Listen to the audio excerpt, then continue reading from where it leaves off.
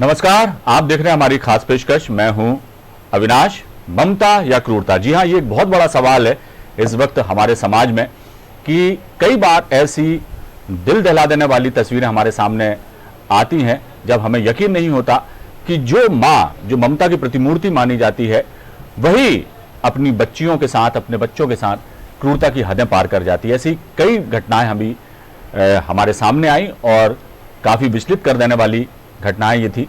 तो ये बड़ा सवाल है, आखिर क्या उसके पीछे मनोविज्ञान होता है, क्या कुछ उनकी मजबूरियां होती हैं, क्या वो कारण होते हैं जिनकी वजह से इस तरह से नन्हे बच्चों पर जुल्म ढाए जाते हैं। इस खबर पर हमारे साथ हैं हमारे एसोसिएट एडिटर अरविंद शर्मा। अरविंद जी, कई बार देखने में आता है कि ये तस्वीरें जो है हमें विचलित कर देती हैं कि अभी हाल ही में जिस तरह से ये जो तस्वीर आप देख रहे हैं टीवी स्क्रीन पर, एक माँ जो है अपने बच्ची को किस तरह से अपने पैरों के नीचे रौंद रही है, क्या इसके पीछे कारण हो सकता है ये तो नहीं हम कहा जा सकता, लेकिन बच्चों को समझाने का, डांटने का ये जो क्रूर तरीका है, ये गले नहीं उतरती। ये बात क्या कहेंगे? अविनाश, बिल्कुल जिस तरीके से हम तस्वीरें देखते हैं हमारे भी रोंगटे खड़े हो जाते हैं। और हम देख रहे हैं जिस तरीके से एक महिला, जैसे एक वानगी भर है, कई तस्वीरें ऐसी रोज़ हमको देखते हैं और रोज़ सोशल मीडिया में या चैनलों पे हमको दिख जाती है। जब हम इनको देखते हैं तो वाकई मतलब समाज में ये जो विकृति है ये बिल्कुल देखने को मिलती है। और इसका मुख्य कारण जो हमको लगता है अविनाश, की जिस तरीके से हम छोटे परिवार में गए और छोटे परिवार में रहने के बाद जिस तरीके से एक मानसिक तनाव होता है, मानसिक एक अकेलापन होता है, उसका कहीं ना कहीं इन घटनाओं में उनका संबंध होता है। और यह घटनाएं लगातार बढ़ रही हैं जिस तरीके से आंकड़े आ रहे हैं। जी अरविंद जी, आपके पास लौटूंगा। डॉक्टर गीतांजलि शर्मा है, मनोचिकित्सक हैं, वो हमारे साथ जुड़ गई हैं। नमस्ते जी गीतांजलि जी, आपका बहुत स्वागत हमारे कार्यक्रम में। हाँ जी, थैंक यू जी। ये आप और हम सभी जानते हैं कि माँ एक ऐसा शब्द है जिसके पीछे ममता, करुणा, दया, ये सारी चीजें जो है, ये शब्द भी छिपे हुए होते हैं। इन शब्दों का महत्व जो है इन्हीं एक माँ शब्द के पीछे छिपा हुआ होता है। लेकिन हाल ही में आपने कुछ तस्वीरें देखी होंगी कि किस तरह से माँ ही अपने नौनिहाल को, अपने बच्चों को, मासूम बच्चों को किस तरह से क्रूरता की हदें पार करती हुई नजर आई हैं। इन सब के पीछे का जो मनोविज्ञान है हम सबके ही समझ से परे है। जब ये तस्वीरें सामने आती हैं तो हमें झकझोर कर रख देती हैं। क्या कहेंगी? कहने के लिए कुछ है नहीं। इसके बाद तो मुझे भी बहुत आश्चर्य होता है कि माँ अपने बच्चे को ऐसे कैसे मार सकती है कि उसके ऊपर खड़ी हो जा रही है, उसको पटक दे रही है, उसको मार रही है।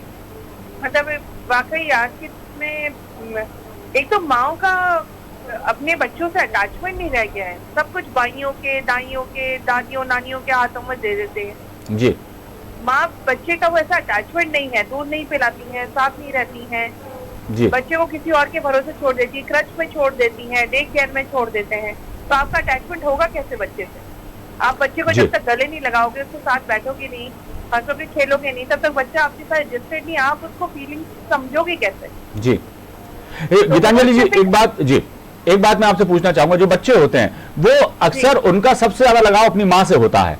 यदि उन्हें कोई जिद करना है, यदि वो अपनी बात कहना चाहते हैं, लेकिन यदि वो उनको शब्द नहीं मिल पाते हैं, बहुत छोटे बच्चे हैं, और ऐसे में वही माँ अपने बच्चों के साथ ऐसा सुलूक करे, तो ये समझ से परे है ये बात। जी नहीं, ऑफकोर्स, और ये बच्चों की मनोवैज्ञानिकता के लिए भी बहुत खराब है। और जाके वो बच्चे बहुत ज्यादा साइकोटिक बिहेवियर करते हैं, बहुत गुस्से वाले हो जाते हैं, तोड़ा ताड़ी, बहुत सामान तोड़ना, ये सब एग्रेसिव बिहेवियर बच्चों में देखने में आता है। इसलिए मेरे हिसाब से तो माओ को थोड़ा सा बच्चों की तरफ ध्यान देना चाहिए। कैरियर अपनी जगह है, पति अपनी जगह है, फैमिली अपनी जगह है, अपनी टेंशन अपनी जगह है, लेकिन यह है कि बच्चे के सामने जब आप आए तो एक माँ बन के आए। और गीतांजलि जी, आपने ये तस्वीरें देखी होंगी, माफ कीजिएगा आपको टोक रहा हूँ, ये जो तस्वीरें देखी होंगी आपने, ये उन ग्रामीण अंचलों की हैं जहां शायद अभी शहरों जैसी व्यस्तताएं महिलाओं के सामने नहीं है।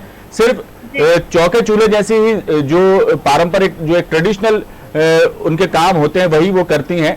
शहरों की बात हम समझ सकते हैं कि जहां पर माता पिता दोनों ही कामकाजी हों और उसमें वो बच्चों की देखभाल ना कर पाते हों, लेकिन यहाँ शहरों में भी, लेकिन ये है कि जो ऐसे वर्किंग कपल्स जो होते हैं वो भी बच्चों को यदि उनकी परवरिश का जिम्मा किसी और को देते हैं तो वापस काम से आने के बाद दुगना दुलार, दुगना लाड़ प्यार अपने बच्चों को करते हैं। लेकिन ये तस्वीरें गांव से आई हैं जहां पर हम सोच भी नहीं सकते कि इस तरह की माएँ होंगी। जी हाँ, बिल्कुल बिल्कुल सही बोल रहे हैं आप कि इसमें वाकई सोचना नामुमकिन है कि माएँ ऐसे भी हो सकती हैं।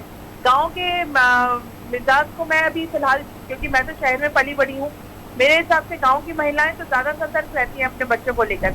लेकिन क्योंकि गांव में भी काम ज्यादा है और हो सकता है पलायन ज्यादा लोग कर गए हों, उनके घर की अर्थव्यवस्था थोड़ी सी गड़बड़ हो, जिसके कारण वो अपना सारा गुस्सा अपने बच्चों पर निकाल रही है। जी गीतांजलि जी, एक बात, आप मनोचिकित्सक हैं, आपका अपना तजुर्बा है, किस तरह से इस तरह की जब जो मानस यदि किसी का इस तरह से बन जाए तो उसको क्या दवा से, समझाइश से किस तरह से उसको ठीक किया जा सकता है, किसी व्यक्ति को ठीक किया जा सकता है। लेकिन ये चीजें, लेकिन जब ये इस तरह की चीजें समाज में व्याप्त होने लगे तो उसका क्या इलाज है? जी नहीं, इसमें तो आपको हर इंसान की अपनी एक भूमिका है। जी, जिसने ये सब किया है, बच्चे के साथ जो मारपीट की है, उस औरत को बिठा के पूछा जाए कि ये क्यों किया गया है, उसके पीछे की मानसिकता तो पता करी जाए। जी हो सकता है कि उसकी मानसिकता उस वक्त इतनी ज्यादा क्रूर हो गई हो कि उसको कुछ सूझा ही नहीं बच्चे को मारने पीटने के अलावा, जी उसका इतना बुरा बर्ताव करने के अलावा। जी, कभी कभी पारिवारिक कलह और भी तमाम चीजें भी इसके पीछे वजह बन जाती हैं। जी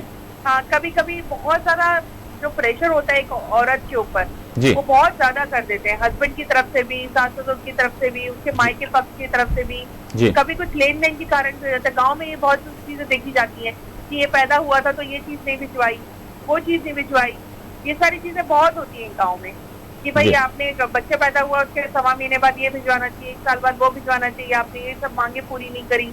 उसका भी टेंशन होता होगा तो वो अपने गुस्से अपने बच्चे पे निकाल रही है कि भाई मुझे ये सब तेरे कारण सुनना पड़ रहा है। और दोषी वो लोग भी हैं गीतांजलि जी। जी जी, जो तस्वीरें हमारे सामने आई हैं तो दोषी उनको भी बराबर का हम कहेंगे जो ये सब तमाशा देखते रहे, मोबाइल पर तस्वीरें कैद करते रहे, लेकिन बच्चियों को, उस बच्ची को बचाने के लिए आगे नहीं बढ़े और ना उसको रोका उस महिला को ऐसा करने के लिए। जी सही, बिल्कुल बात सही बोल रहे हैं। जो लोग ये मोबाइल में ये सब चीजें तमाशा रिकॉर्ड कर रहे थे उस वक्त जाके उस बच्चे को बचा भी सकते थे। लेकिन इन लोगों को क्या आजकल तमाशा ही होने में ज्यादा मजा आता है। लोगों को दूर खड़े होके एक किसी के साथ में बुरा हो रहा है तो बस देखने में ज्यादा, एक्सीडेंट हो जाए तो बस उसका रिकॉर्डिंग कर लेंगे कि एक्सीडेंट हो गया, लेकिन उसकी मदद करने कोई नहीं जाएगा, भले वो तड़प के भाई मर जाए। जी तो इंसानियत तो पता नहीं कहाँ चली गई है। लोगों में पुराने जमाने में होता था कि तुरंत की तुरंत जो भी सामने होता था लेके जाता था। जी आज के डेट में इंसानियत नहीं है लोगों में। लोग सिर्फ है ना मोबाइल में कैद करके आपको बता देंगे, कोई डूब रहा है तो उसकी डूबने की वीडियो बना लेंगे, उसको बचाने की कोशिश नहीं करेंगे। जी गीतांजलि जी, आप हमारे साथ बने रहिए। ये जो तस्वीरें जहाँ कवर्धा से हमारे सामने आई थी, वहां के संवाददाता संजू गुप्ता हमारे साथ जुड़ गए हैं, उनसे हम जरा थोड़ी सी चर्चा कर लें, फिर आपके पास लौटता हूं। आप बने रहिए आप फोन लाइन पर। संजू, ये जो मामला है इसके बाद क्या कुछ कार्रवाई की गई, क्या कुछ कारण सामने आए हैं जो तस्वीरें हमने देखी? जी मैं आपको बता दूं कि न्यूज वर्ल्ड ने इस खबर को बड़ी प्रमुखता से दिखाया गया था। जी जब न्यूज वर्ल्ड ने इस खबर को दिखाने के बाद पुलिस हरकत में आई, वीडियो जो वायरल हुआ उसे देखकर उस पर कार्रवाई की गई। मैं आपको बता दूं कि उस महिला के 3 छोटे छोटे बच्चे हैं, एक 2 साल का है, एक 3 साल का है और एक 8 साल की बच्ची है। इस बच्चे को पीटते हुए जो वीडियो वायरल हुआ था वो महज सिर्फ 2 साल की बच्ची है। उस बच्ची और उसकी जो माँ है अपने पति से अलग रहती, अपना जीवन यापन भीख मांगकर करती है। साथ ही साथ मैं आपको बता दूं कि विभाग के द्वारा भी जो कार्रवाई की जाती है, जो बच्चे भीख मंगवाया जाता है या अनगलत जो काम कराया जाता है उन पर भी कार्रवाई की जाती है। लेकिन कल जो कबीरधाम जिले के शहर के अंदर देवालपारा मोहल्ले में जो घटना हुई है बड़ा ही शर्मसार है और मानवता के खिलाफ है। एक 2 साल की बच्ची को इसकी माँ शराब के नशे में धुत होकर इस कदर पीट रही थी जैसे वो उसका बच्चा नहीं कोई खिलौना हो, और उस बच्चे को कराते हुए वहाँ पे मुख्य दर्शक बने लोग भी देख रहे थे, तमाशाबीन बने हुए थे, लेकिन किसी ने भी उस बच्चे को बचाने की कोशिश नहीं की। मैं आपको बताऊं कि इस आधुनिकता की दौड़ में या फिर शराब के नशे के धुत में ये इस तरह की महिलाएं अपने संजू उस बच्चे की हालत क्या, कुछ उसको ज्यादा चोट तो नहीं आई? जी मैं आपको बता दूं कि उस बच्ची को जब पुलिस विभाग ने अपने कब्जे में लिया और उसके बाद उसको मुलायजा के लिए स्वास्थ्य जिला अस्पताल भेजा गया तो वहाँ पे उस बच्चे की स्थिति ठीक है। उस बच्चे को उतनी ज्यादा चोट नहीं है अभी की अभी फिलहाल। अब उसकी माँ का क्या कहना है? जो जब नशा उतरा तो कुछ बोला उसने? उसकी माँ किसी कोई भी बयान या कोई भी बात करने को तैयार नहीं है। उस पर कड़ी कार्रवाई की गई है और उसे पुलिस विभाग के द्वारा कार्रवाई करने अब यदि संजू उसके खिलाफ कड़ी कार्रवाई की जाती है या उसे सलाखों के पीछे डाला जाता तो फिर बच्चे अनाथ हैं, फिर बच्चों का क्या? यदि उसको कोई पारिवारिक प्रॉब्लम है, यदि उसका पति उससे अलग रहता है तो सामाजिक संस्थाओं को, पुलिस भी कई बार इस तरह के नेक काम करने के लिए आगे आती है, तो उसकी मदद की जाए, उसके हालात को समझा जाए ताकि इस तरह की पुनरावृत्ति ना हो और बच्चों का भी भविष्य सुरक्षित हो सके। क्या कहेंगे? जी, जब पुलिस कस्टडी में आने के बाद उन बच्चों को ख्याल रखने के लिए सबसे पहले तो सखी सेंटर लेगा गया, फिर सखी सेंटर के बाद यहाँ पे उनको महिला बाल कल्याण विभाग है, बालक कल्याण विभाग है, वहाँ पे उन बच्चों को सुपुर्द कर दिया गया। वहाँ से न्यायालयीन प्रक्रिया होने के बाद रायपुर की एक संस्था है, यहाँ पे उन बच्चों को रखा जाएगा, उनकी परवरिश की जाएगी, साथ ही साथ उनको परवरिश के साथ उनको पढ़ाई लिखाई का भी ध्यान देगा एक समाज सेवी संस्था के द्वारा। जी संजू, पहल पुलिस के द्वारा किया गया है। संजू, ये कितनी बड़ी विडंबना है कि माँ बाप के होते हुए भी बच्चे अनाथों की तरह इस तरह की संस्थाओं में रहेंगे। बहुत बहुत शुक्रिया इस तमाम जानकारी के लिए संजू। डॉक्टर गीतांजलि शर्मा हमारे साथ जुड़ी हुई है। गीतांजलि जी, आपने शायद संजू गुप्ता जो बता रहे थे, पूरे हालात का ब्यौरा वो हमें दे रहे थे, उससे आपको अंदाजा लगा होगा कि किस तरह के जो पारिवारिक कारण है उस महिला के, वो एक बहुत बड़ी वजह बनकर सामने आए हैं। पति से वो अलग रहती है, बच्चों के पालन पोषण की जिम्मेदारी उसके ऊपर है, साथ ही वो भीख मांग के अपने परिवार का भरण पोषण करती है। और ऐसे हालातों में जब शराब के नशे की वो, जी मुझे एक चीज बताइए जी कि भीख मांगना कहाँ का एक अच्छा काम बोलेंगे आप? गीतांजलि जी, औरत कहीं झाड़ू पोछा बर्तन कर सकती है, किसी भी होटल में जाके दो बर्तन मान के अपने सब बच्चों का भरण पोषण कर सकती है, तो उसके बाद भीख मांगने के कहाँ से नौबत आ जाती है? गीतांजलि जी, मेरा सवाल सुन लीजिए आप। उसके हाथ पैर अगर गीतांजलि जी मेरा सवाल सुन लीजिए आप। मेरा सवाल सुन लीजिए, मैं क्या कहना चाह रहा हूं, आप पहले पूरी बात सुन लीजिए। मेरा ये कहना का मतलब है कि उसके पीछे के जो कारण अभी संजू गुप्ता हमें बता रहे थे कि वो जो महिला है अपने पति से अलग रहती है, पति ने उसको छोड़ दिया या उसने पति को छोड़ दिया, ये एक अलग बात है। ये लेकिन बच्चों के 3 बच्चे हैं, उसके तीनों बच्चों की परवरिश का जिम्मा उसके ऊपर है और वो भीख मांगकर अपने परिवार का भरण पोषण अपने तीनों बच्चों का वो करती है। शराब के नशे में उसने ये काम किया, शराब की भी आदत उसको पड़ गई है, शराब पीती है वो महिला। पुलिस बच्चे को लेकर हॉस्पिटल पहुंची, जहां उसका मेडिकल कराया गया, बच्चा स्वस्थ है। मेरा आपसे सवाल है, एक मनोचिकित्सक होने के नाते मैं जानना चाहूंगा आपसे कि इस तरह के जो हालात उस महिला के साथ बने कि वो पति से उसको अलग रहना पड़ा, यदि वो कोई काम उसको नहीं आता था, या वो एक अलग बात है कि उसने झाड़ू पोंछा बर्तन वो कर सकती थी, लेकिन भीख ही मांगना क्यों चुना? बहरहाल भीख मांगकर वो गुजारा करती है, अपने बच्चों का भरण पोषण करती है।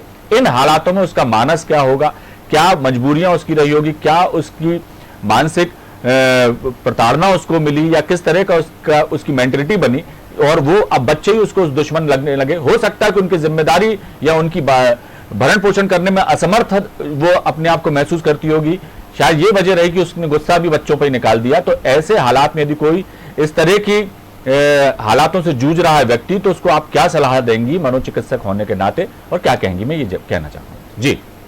अभी एक सवाल पूछती हूँ, अगर आपके ऊपर 3 बच्चों की रिस्पॉन्सिबिलिटी है तो आप दारू पीने लगेंगे क्या? नशा करने लगेंगे क्या? अगर आपको पता है कि तीनों बच्चे भूखे बैठे हैं तो आप नशा करने लगोगे, नशे में पैसे खर्च करोगे, यहाँ पे आप उनका खाने की व्यवस्था करो। तो ये तो आत्मीयता है ही नहीं। या तो वो बच्चे उसके नहीं है, ये कंफर्म किया जाए कि बच्चे उसके हैं भी कि नहीं है, और दूसरा अगर उसके बच्चे हैं तो उसकी मनोस्थिति सब है ही नहीं कि वो बच्चों का पालन पोषण कर सके। अच्छी बात है कि वो बच्चे किसी और को हैंड ओवर कर दिया जाए जी। उस औरत के पास अगर नशा करने के लिए पैसे हैं, और अगर उसके बाद, अगर मैं एक मनोचिकित्सक के तौर पे जो बात कर रही हूँ, अगर उसके पास अगर नशा करने के लिए पैसे हैं और फिर बच्चों को मार रही है, इसका मतलब उसमें माँ वाली बात तो होया ही नहीं, ममता है ही नहीं। हजारों औरतें ऐसी हैं जिनके पति उनको छोड़ के चले गए, दूसरी तीसरी चौथी शादियां कर बैठे हैं। तो इसका ये मतलब थोड़ा ना कि हर कोई भीख मांगेगा और उसके बाद नशे में रहेगा। गीतांजलि जी हर कोई ऐसा नहीं होता, आप बिल्कुल सही कह रही हैं कि लेकिन 100 में से जब एक केस इस तरीके का सामने आता है तभी हमें ये आदतन ये चीजें होती रहती, तो शायद मीडिया भी इतना सजग नहीं होता, नहीं दिखाता। जब ये इस तरह की तस्वीरें आती हैं तब विचलित करती हैं, झकझोरती हैं हमको, तभी हम चिंतित होते भी हैं। समाज ऐसा नहीं है, समाज में सब लोग ऐसे नहीं है, सभी ऐसा नहीं करते, सभी माएं ऐसा नहीं करती। गीतांजलि जी मुझे तो एक ही माँ ऐसी आज तक नहीं मिली, लेकिन जब मेडिकल प्रैक्टिस में कि जो नशा करके भूखे बच्चों को पीट रही हो जी, तो ऐसे में यदि उसे इलाज की जरूरत है गीतांजलि जी, कम से कम वो तो आदमी से चलिए बिजली हो गई। चलिए आपके पास लौटूंगा, आप बने रहिए हमारे साथ। दिनेश जैन संवाददाता हमारे सागर के, वो हमारे साथ जुड़ गए। दिनेश जी बताएं, क्या कहेंगे आप इन हालातों को लेकर? ये हालात जो बने हैं, ऐसा देखने में आ रहा है जी कि पति और पत्नी या घर के किसी और अन्य सदस्य के बीच जब आपसी संबंधों में दूरियां पैदा हो जाती हैं, जी तो चूंकि महिला अपने पति का कुछ कर नहीं पाती है या विरोध नहीं कर पाती है, पति किसी प्रकार के नशे में या किसी गलत चीज में लिप्त होता है, जी। तो वो महिला कहीं ना कहीं तो अपनी भड़ास निकालती है, और यह भड़ास का ही परिणाम है कि कभी कभी ऐसे, चाहे महिला हो चाहे पुरुष हो, वो अपनी गुस्सा बच्चों पर निकाल के अपनी को ठंडक महसूस करता है। जी। तो ऐसे में समाज सुधार की दिशा में जो लोग काम कर रहे हैं, एनजीओस काम कर रहे हैं, उन्हें भी इस तरह की एक मुहिम चलाना चाहिए, ऐसे स्थानों पर जाना चाहिए, लोगों को चिन्हित करना चाहिए, या लोगों को भी यदि कुछ परेशानी है तो इस तरह के जो कई परिवार परामर्श केंद्र हैं, वहां जाकर अपनी बात रखी जा सकती है, समस्या का हल निकाला जा सकता है। लेकिन समस्या को खुद निपटाने के लिए खुद ही कुछ गलत कदम उठा लेना कहाँ तक उचित है? दिनेश जी, ये आपकी बात बिल्कुल सही है। अगर मनोचिकित्सकों से बात की जाए तो उनका ये कहना है कि लोग जब धर्म से दूर होने लगे हैं तब ये समस्याएं पैदा होने लगी हैं, क्योंकि धर्म से जुड़ना एक प्रकार की मनोचिकित्सा है और आदमी को आत्म शांति मिलती है, उसको अपने दूसरी जो गलतियां हैं या किसी प्रकार की कोई परेशानियां हैं उनका निराकरण धर्म के थ्रू मिलता है। लेकिन लोगों का धर्म से दूर होना ही इस सब का एक परिणाम है, और ये सब ऐसी बातें सामने आ रही हैं। चलिए दिनेश जी, ऐसा जी बिल्कुल, बहुत बहुत शुक्रिया हमसे चर्चा के लिए। अरविंद जी, क्या कहेंगे? आपने गीतांजलि जी को भी सुना और हमारे कवर्धा के संवाददाता उन्होंने भी पूरा ब्यौरा दिया कि किस तरह के हालातों में हैं उस महिला के, पारिवारिक हालात हैं, और किस तरह से उसने जो क्रूरता की उसके पीछे शराब के नशा भी जो है एक वजह बना है। तो समाज में सब लोग ऐसे नहीं होते, जैसा अभी गीतांजलि शर्मा जी भी कह रही थी, और नहीं होते, और कोई इस तरह का हजारों लाखों में कोई एक इस तरह की का मामला जब सामने आता है, इसलिए हम विचलित भी होते हैं कि इतने सभ्य समाज में इस तरह के भी लोग हैं, तभी हमें आश्चर्य भी होता है, तभी हम चिंतित भी होते हैं, व्यथित भी होते हैं, और हमें ये चीज़ें विचलित भी करती हैं। और क्या कहेंगे कि ऐसे हालातों में यदि लोगों के साथ पारिवारिक कलह और इस तरह की दिक्कतें हैं, तो उसकी दिशा में भी किस तरह के काम किए जाने चाहिए ताकि लोग एक बेहतर जिंदगी जी सकें और अपने बच्चों का भरण पोषण बेहतर कर सकें? जी अविनाश, जिस तरीके से हमने ये तस्वीरें देखी हैं, ये एक तस्वीर हमारे सामने आई है, मगर जो समाज का संस्कृति से दूरी हुई है, और जिस तरीके से समाज एक छोटे परिवार में पत्नी, पिता और बच्चे पर रहते हैं, तो जब वो रहते हैं और छोटा एक परिवार है, तो उस समय ये समस्याएं कुछ ज़्यादा देखने मिलती है, और समाज की एक गिरावट जो हर जगह हम देखते हैं, वो गिरावट भी कहीं कहीं इसका कारण बनी हुई है। अब ये समाज है, अब इसको हम आपको एनजीओ जितने हैं और तमाम लोगों को इसमें प्रयास करना चाहिए कि जो हमारे मासूम है उनके साथ इस तरीके की अपराध ना हो, और यदि वो अपराध होते हैं तो आगे चल के वो अपराधी बनते हैं। देखिए अविनाश जी, इसमें सबसे बड़ी बात है कि जो बच्चे जो आज 3, 4, 5 साल 6 साल बच्चों के साथ जो ये घटनाएं होती हैं, वो जब बड़े होते हैं तो उनके मन में, उनका जो मन होता है, वो उनके दिमाग में एक बात छाप हो जाती है, और जो आगे चल के अपराधी बनते हैं, और वो आंकड़े बहुत बड़े होते हैं। तो इसमें तो हम समाज को सोचना पड़ेगा और कुछ ना कुछ तो करना पड़ेगा। अविनाश, लता सोनी समाज सेवी हैं, वो भी हमारे साथ जुड़ गई हैं। लता जी, आपका स्वागत हमारे कार्यक्रम में। Thank you sir. आपने ये तस्वीरें देखी होंगी, खबरें सुनी होंगी कि किस तरह से एक माँ ने अपनी बच्ची के साथ क्रूरता की, 2 साल की नन्ही बच्ची के साथ उसने जिस तरह का सलूक किया है, वो कहीं ना कहीं से भी कहीं तक सभ्य समाज का परिचय हमें नहीं देता। उसकी क्रूरता जो है पूरी ममता जो कहते हैं उस पर भारी पड़ गई। क्या कहेंगी आप? जी, एक्चुअल में एक यही की वारदात है वो जी। कबीर धाम की मुझे सुनने में आया है, मैंने सोशल मीडिया में पढ़ा है जी। और मैं मंदिर जाती थी तो मैंने उस महिला को देखा भी है। एक्चुअल में उसके रहने वहने का ठिकाना नहीं है, और वो दिन भर भीख मांगती है, और उसकी 3 बच्चियां हैं जी। और वो फिर दिन भर भीख मांगने के बाद जो अमाउंट जो जुड़ता है जी, उससे वो शराब पी लेती है जी। तो इस टाइप का हम मतलब मुझे ये भी सुनने में आया है कि महिला बाल विकास में उसकी काउंसलिंग की गई थी और उन्हें मतलब काफी समझाया गया था जी। कि इस टाइप का मत करो, अगर आप बच्चियों को नहीं पाल सकते हो तो आप हमारे संरक्षण में बच्चियों को दे सकते हैं। तो लास्ट में उनको लिया गया। तो महिलाओं को थोड़ा सा जागरूक करने की आवश्यकता है और फील्ड में काम करने की, अगर उन्हें कुछ रोजगार मिल जाए महिलाओं को तो लता जी, सरकार भी कई तरह की योजनाएं चला रही है गरीबों के कल्याण के लिए, कई एनजीओ चल रहे हैं और आपने भी जो बात कही वो बिल्कुल सही है, लेकिन इस दिशा में अब बहुत ऐसे कदम उठाने की जरूरत है कि ऐसी महिलाओं को या जो अपनी कई तरह की कठिनाइयों से जूझकर अपने बच्चों का लालन पालन कर रही हैं, लेकिन कुछ उनके अंदर क्रोध है या गुस्सा है या कई जो भी उनकी परेशानी, तो उन्हें काउंसलिंग जैसे आपने बताया कि उस महिला को दी गई थी, उसके बावजूद भी उसमें सुधार नहीं आया, तो निरंतर उन्हें काउंसलिंग दी जाए या उन्हें किसी इस तरह के सेंटर में रखा जाए जहां वो कामकाज भी कर सकें और उनके बच्चों की भी देखभाल हो सके। तो इस दिशा में कदम उठाया जाना चाहिए और खासतौर से अब इन बच्चों का क्या होगा ये भी एक देखने वाली बात है। खबर तो ये भी है कि इन बच्चों को पुलिस अभिरक्षा में रखा गया है और किसी केंद्र में भेजा जा रहा है जहां वो ठीक तरह से रह पाएंगे। क्या कहेंगे? जी जी, बच्चों को तो उसमें बाल गृह में और बालिका गृह में बच्चों को भेजा जाएगा। तो सुनने में आया है कि 18 साल तक बच्चों का तो शिक्षा और स्वास्थ्य सभी की मतलब देखरेख हो जाएगी। तो इस तरह की जो सड़क पे भीख मांगती हैं महिलाएं या बस बच्चों से भीख मंगवाई जाती है, लता जी, इस पर कई एनजीओ काम भी कर रहे हैं और अक्सर खबरें भी आती हैं कि किस तरह से बच्चों को वो लोग ले जा करके पढ़ाने लिखाने की कोशिश कर रहे हैं, एक बेहतर उनका जीवन बन सके वो उस की कोशिश की जा रही है। दो चीजें हैं कि आखिर इन बच्चों से भीख कौन मंगवाता है, भीख मांगने पर विवश अच्छे खासे जवान लोग भी क्यों हो रहे हैं, उसके पीछे उनकी मानसिकता क्या है, क्यों उन्हें इस दलदल से निकाला नहीं जा सकता, इन तमाम चीजों पर भी काम करने की जरूरत है लता जी, और समन्वित प्रयास किए जाए तो ऐसा बिल्कुल भी नहीं है कि हालात सुधारे नहीं जा सकते। क्या कहेंगी? जी जी, बिल्कुल सुधारे जा सकते हैं और समाज में सभी लोगों का सहयोग की आवश्यकता है। कुछ एनजीओ का काम करें, कुछ विभागीय स्तर पर हो, प्रशासनिक स्तर पर हो, तो बिल्कुल सुधारा जा सकता है। चलिए लता जी, बहुत बहुत शुक्रिया आपका हमसे चर्चा के लिए। गीतांजलि जी, आपका भी बहुत बहुत शुक्रिया, आपने जो हमसे चर्चा की और कीमती सुझाव दिए। अरविंद जी, आपका भी बहुत बहुत शुक्रिया हमारे साथ जुड़ने के लिए।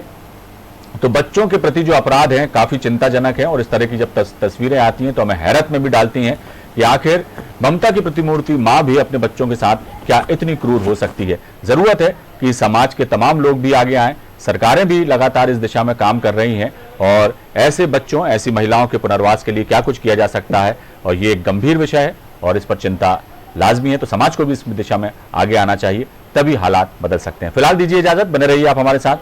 नमस्कार।